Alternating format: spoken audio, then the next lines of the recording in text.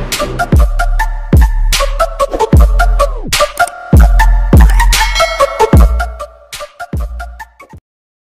lamang ang ginawa ko at sobra-sobra po ang biyaya na dumating o natanggap ko na hindi ko inaasahan. Hello mga guys, kumusta kayo? Panibagong araw, panibagong video na naman tayo. And sa araw na ito ay isa na namang video ang aking ituturo sa inyo na simpleng gabay o simpleng pamamaraan na makakatulong sa atin.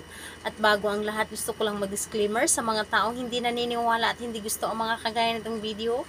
Please skip this video and maghanap kayo ng videos na gustong gusto nyo dahil ang video na ito ay para lamang ito sa mga taong naniniwala and gusto mag-try. Sa lahat po ng mga nagko-comment po dito sa aking video dito sa loob ng aking channel, mag-ingat sa lahat po ng mga nagre-reply sa inyo na dinadala kayo sa kanilang WhatsApp and Imo app upang makaiwas po tayo sa scam. So ayun po, ito lamang ang ginagawa ko upang hindi po ako mauubusan.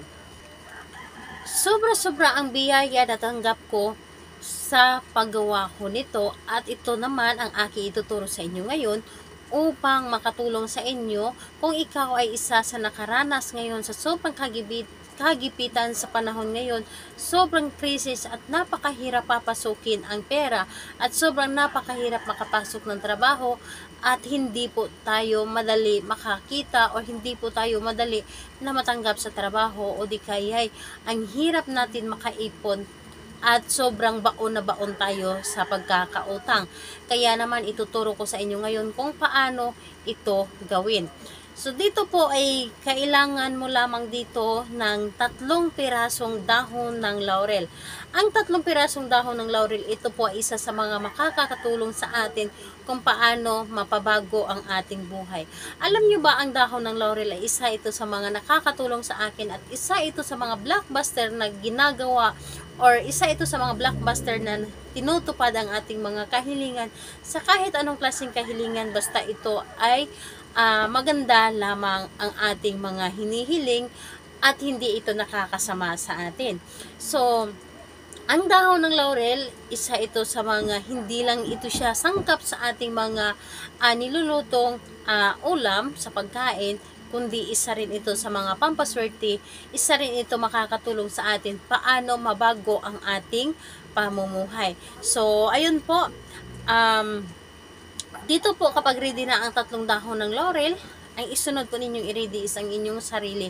Kailangan na alam mo sa inyong sarili na gustong gusto mo itong gawin at naniniwala ka sa isang pampaswerte o naniniwala ka sa pampaswerte para mas maganda ang inyong paggawa.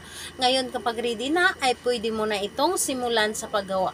Ang gagawin mo lamang dito sa unang dahon ng laurel, isulat mo dito ang lahat or isulat mo dito ang gusto mo. Halimbawa na lamang isulat mo dito ang amount ng pera na gustong gusto mong mahawakan.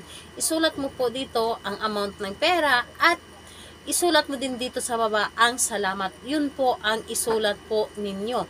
Amount po ng pera, kahit gaano kalaki ang amount ng pera, isulat po ninyo. Mas malaki, mas maganda po. Dahil wala itong bayad, kaya naman magsulat po tayo dito. Halimbawa na lang 1 million or 3 million. Ano pa ang gusto ninyo? Isulat po ninyo. So, isulat po ninyo at sulatan po ninyo dito ng salamat sa baba.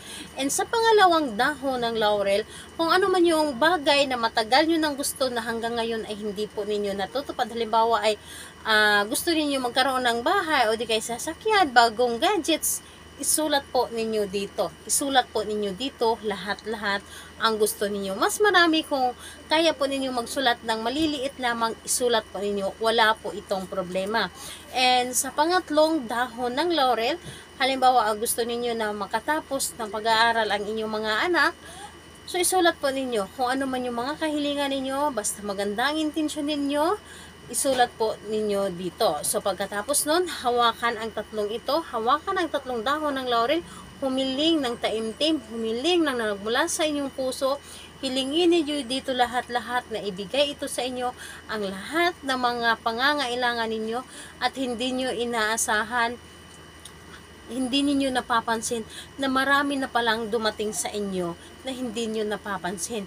Kumbaga, magaan sa loob ninyo, yung nararamdaman ninyo, magaan sa inyong loob na ito po ay nakakatulong sa inyo at talagang yung isip ninyo na sobrang gaan, yung hindi kayo nag-iisip ng negative, lahat yung nasa isip ninyo ay positive lamang. Positive at talaga namang mapapansin ninyo na may pagbabago sa inyong pamumuhay. And ayun po, pagkatapos ng dahon ng laurel na ito na hinilingan mo, ilagay mo ito sa ilalim ng inyong unan o di kaya sa inyong wallet. Depende po sa inyo. Sa inyong wallet o sa ilalim ng inyong unan, pili lamang kayo kung saan po ninyo ito pwedeng ilagay.